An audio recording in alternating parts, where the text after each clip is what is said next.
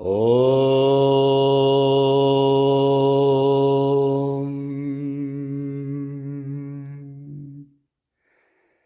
Brahmanandam Paramasukadam Kevalam Jnanamurtim Dvandvatitam Ganganasadrisham Tattvamasyadilaksham Ekam Nityam Vimalamachalam Sarvadi Sakshibhutam Bhavatitam Trigunarahitam Sadgurum Tam Namami.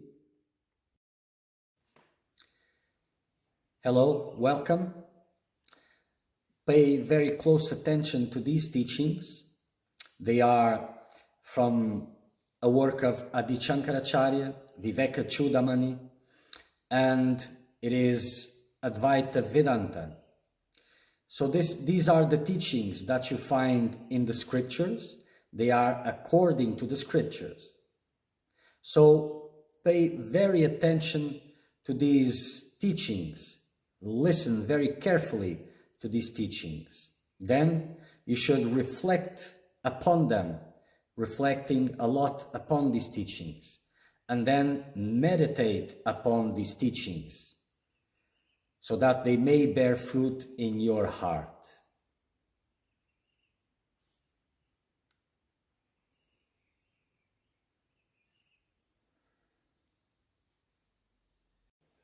Continuing to verse 464, which talks about denial of multiplicity. This Atman fills all, beginningless, endless, that which cannot be measured, changeless, and one without a second is Brahman. There are not many in this world. So this Atman fills all, fills everything. And then there is the affirmation of the existence of Brahman that fills everything, but there are not many in this world. So multiplicity is denied. So the world with the bodies, objects, different impressions, not real. Only the Atman. The consolidation of existence, of knowledge, the eternal essence of blissfulness, without actions, and one without a second is Brahman. There are not many in this world.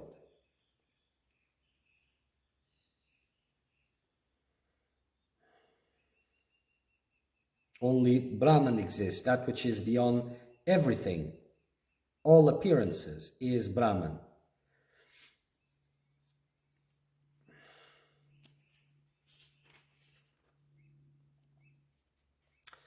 Unavoidable, superlative, it cannot be handled, and one without any receptacle, being the receptacle of all, and one without the second is Brahman. There are not many in this world.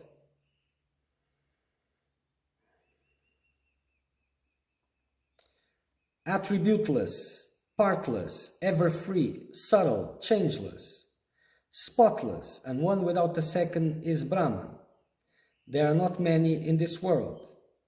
So you cannot give it attributes, it has no parts because it is totality.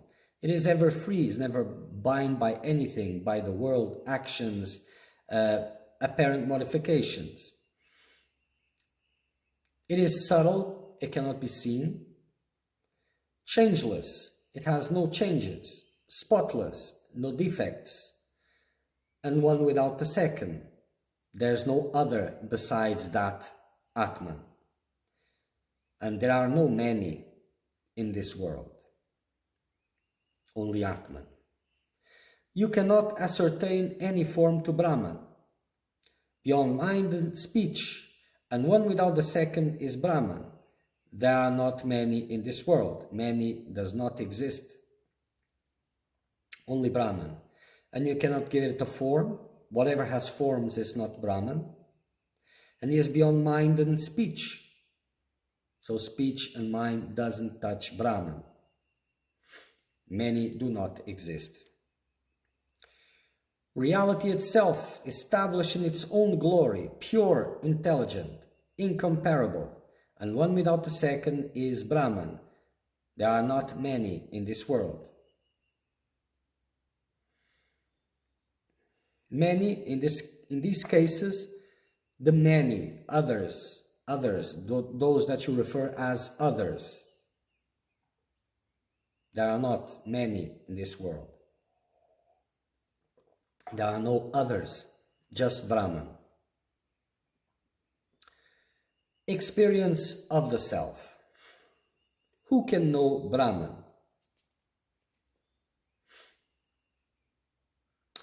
Those ascetics and great souls whose desires have been fully fulfilled, who have become full of peace, who have made themselves fully controlled, knowing this supreme truth and uniting themselves to that, attain this blissful state of freedom.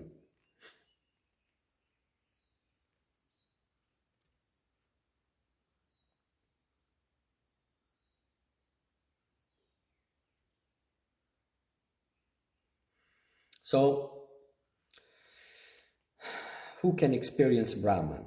Those ascetics, those who practice asceticism, austerities, great souls, whose desires have been fully fulfilled, halted, who have become full of peace because of that, who have made themselves fully controlled, senses and mind fully controlled, knowing this supreme truth and uniting with that, not only knowing the supreme truth, but by those austerities and self-control, uniting themselves to that truth, not only knowing it, but uniting themselves with it, they attain that blissful state of freedom.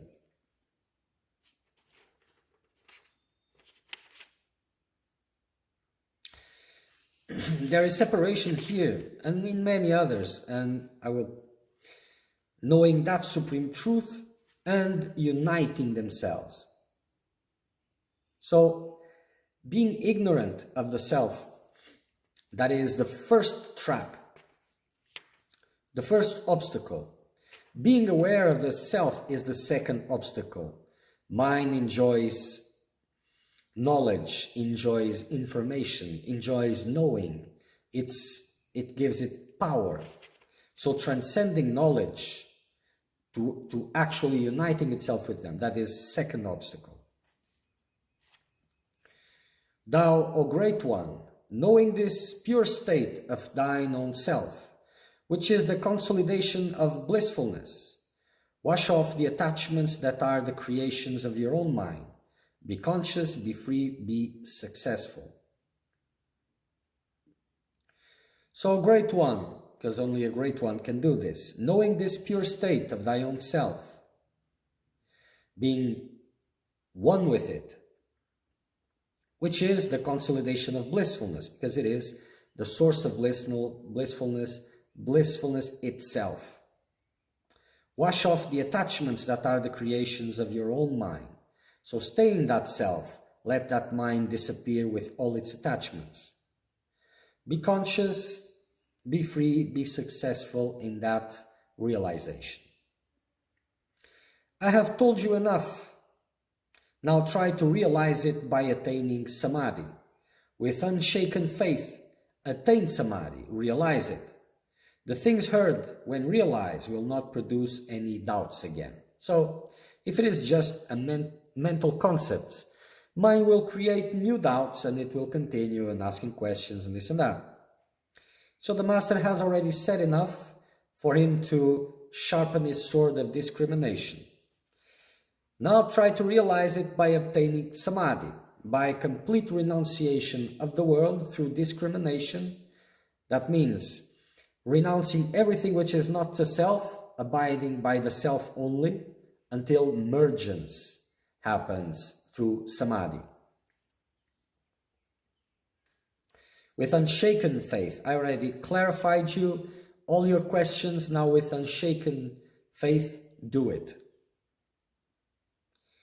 Realize it. The things heard when realized will not produce any doubts again. After the experience of samadhi, what doubt can there be? Whether you are free from your ignorance or not, you alone know. This is very important. Only the one who is free can know his freedom. No one else can know, because those who just observe the body and the mind, they don't observe anything else. To know one's own freedom from bondage that comes from contact with ignorance and the attainment of the state of pure existence. Knowledge and bliss, the scriptures, reason, and the words of the Guru are the proofs. But one's own conviction felt within is the greatest of all.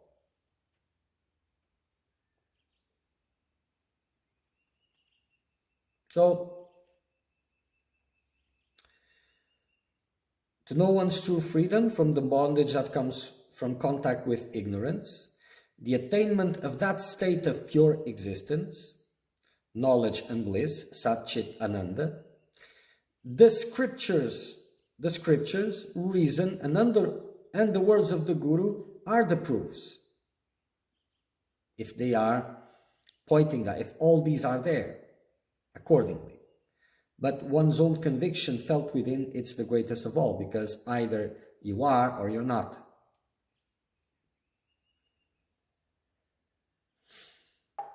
But no one else can attest this. Bondage or freedom, attainment or otherwise, anxiety or peace, pleasure or pain. One knows these in one's own self. Others can only guess. So, if a man is experiencing bondage or freedom, attainment or otherwise, anxiety or peace, pleasure or pain, one knows these in oneself. One knows what it is experiencing. Others can only guess. They can be right, they can be wrong, but it's just a guess. They don't know, because appearances are deceiving, and others can see what they can see. They see what they can, but not what it is. Masters may direct from the shore, but the disciple must cross the ocean by his own shore knowledge. It has to experience it, to have this shore knowledge, to cross the ocean completely. So the master may direct it from the shore, because he is not in the world of illusion anymore. But the ocean has to be crossed by the disciple, by his own shore knowledge. So the disciple, I said, I have told you enough. Now realize it. Because knowing is very important, but you have to touch it, to realize it, so that you can cross the ocean of delusion. Because that is the shore knowledge. The Gurus only show from a distance. Teachers and scriptures awaken to the disciple from a distance. But the learned should know the Atman by his own self through the grace of the Lord. Through blessing, one should realize the Atman by himself. Everything else, Gurus, they show from a distance, because they are pointing. It's like the reality is pointing inside your illusion in a way that you may grasp for a little bit, for what is possible for you. But it is the direct experience of Brahman that is the real awakening.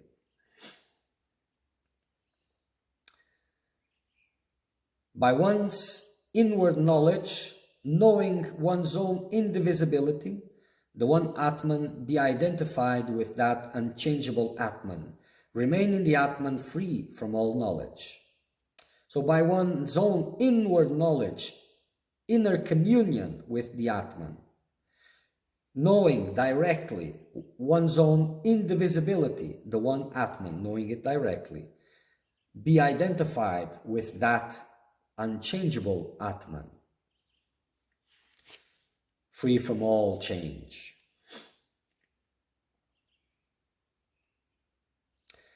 This is the sure decision of Vedanta. Without any doubts, this is the decision of Vedanta. Brahman is all, the jiva and the world. To stay in that state constantly is called freedom, and Brahman is one without the second. The scripture is the testimony.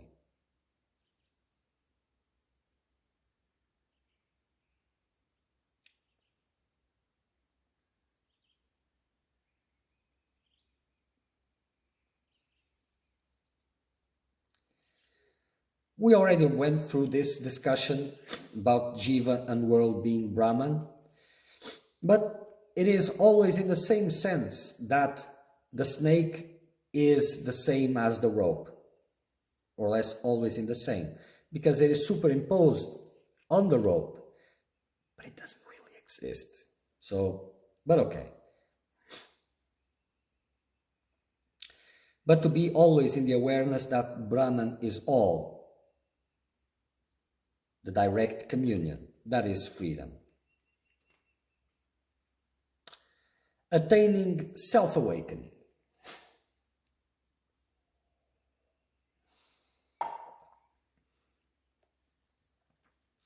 According to the dictates of the Master and following the scriptures, knowing the real state of his own self by his own reasoning, controlling all his senses, and his mind being intent upon his own soul, the disciple for a time became still like a rock, immovable and fixed in the Atman.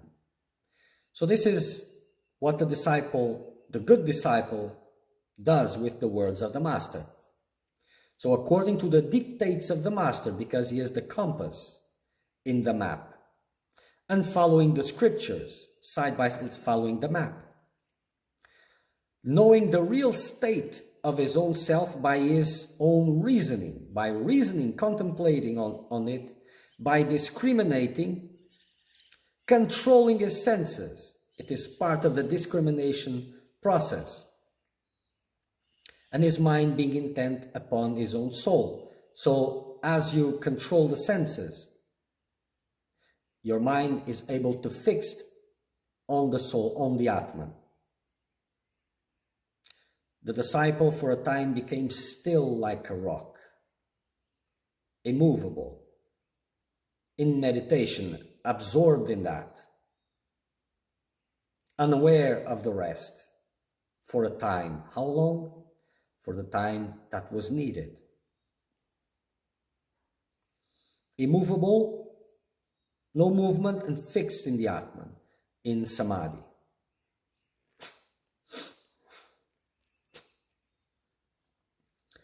After staying there for some time, again, the time needed to dissolve all sanskars, all impressions, all upadis, he came back to his consciousness, whatever that means, and with great delight expressed these ideas. The ego is gone. Desires have melted away by attaining oneness with the Supreme. Now I do not know this or that, or what is where is the end of this eternal bliss. He just knows eternal bliss, nothing else. I cannot express by words. He may try, but he cannot. Not even contemplate by mind. This wealth that I have found in this ocean of the Supreme Brahman, which is full of the nectar of bliss, only by tasting a particle of that, my mind has become merged in that ocean of bliss and is at rest. It has been absorbed in this revelation. So whatever was being contemplated and meditated upon was not yet, because like I said, lights out, lights on, the void, and then that eternal light. So what's contemplated is the void, then it reveals itself as pure blissfulness. My mind has become merged in the ocean of bliss and is at rest.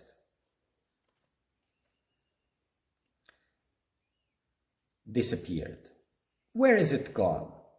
Who has taken away this world of duality? I saw it this moment. Is there no world? Has it come to a naught? It is most wonderful indeed. Indeed, most wonderful. Indeed.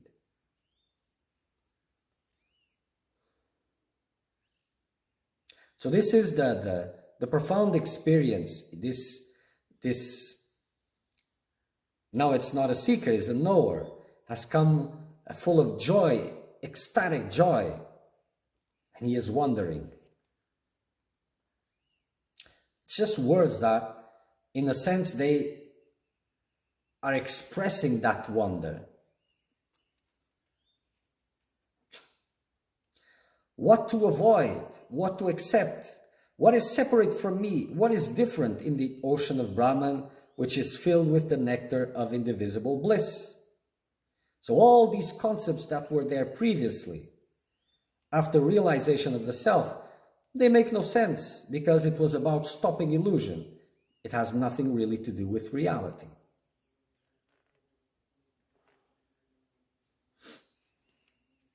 Now I'm filled with the ever blissful Atman. I see nothing, neither do I hear nor know anything separate from me.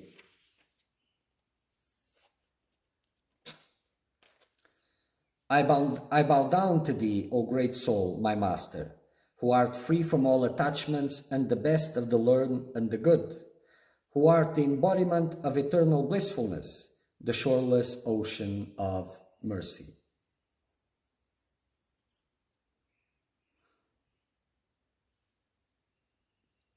So it is no longer Jivan Mukti, neither he sees the master as Jivan Mukti, as that incarnated soul which is liberated.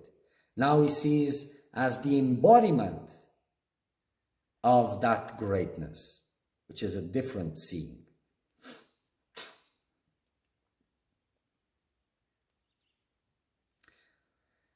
Whose glance, like the consolidated rays of the moon, washes away the weariness resulting from the labor of birth and death. Now in the twinkling of an eye, I have attained that indivisible and inexhaustible treasure, the blissful itself. So, well, here it is summarized, but this journey is long. Usually it is long, but awakening, in fact, is in a twinkling of an eye. By thy mercy, I have become blessed, successful, and free from the grasp of the dragon of birth and death. Now I have become ever blissful and filled entirely.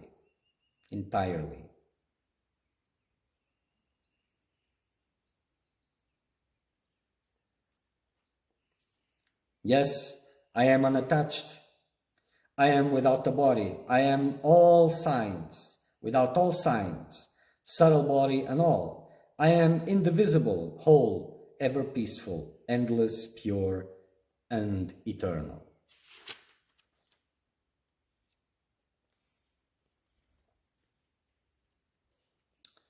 I am neither he who acts nor he who experiences the results of action. I am beyond action and I'm changeless. My nature is pure consciousness. I am absolute reality, eternal goodness. So this means I am not the body nor the mind. I am always Atman. So I am neither he who acts, the body acts, he who experiences, the body, the mind experiences, the results of actions, not me. I am beyond action and changeless. I am that eternal Atman. Yes, I am separated from the seer, the hearer, the speaker, the doer, the enjoyer.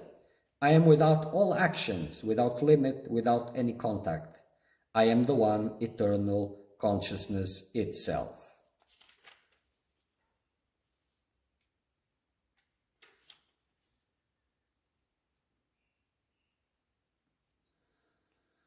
I am neither this nor that, but the manifester of both, the supreme, ever pure, ever free from external or internal. I am Brahman, one without a second. Incomparable, the beginningless substance, reality, free from all imaginations of I, thou, this or that, free from all doubts, ever blissful, one uniform truth. I am Brahman, one without a second. This is the direct experience of the disciple. I am that. I am the Lord. I am the refuge of all. I am the destroyer of all sins. I am Purusa. I am the supreme. I am the indivisible consciousness, the controller of all, without any other controller, and without egoism or the idea of me and mine. Just I.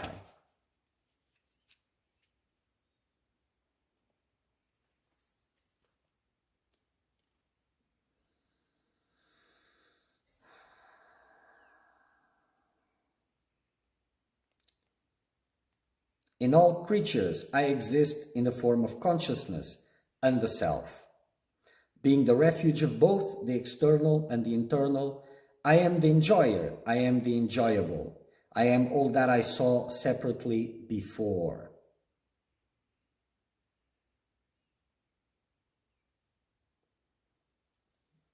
Okay. So let's continue. So this is coming down again, seeing the world through these eyes.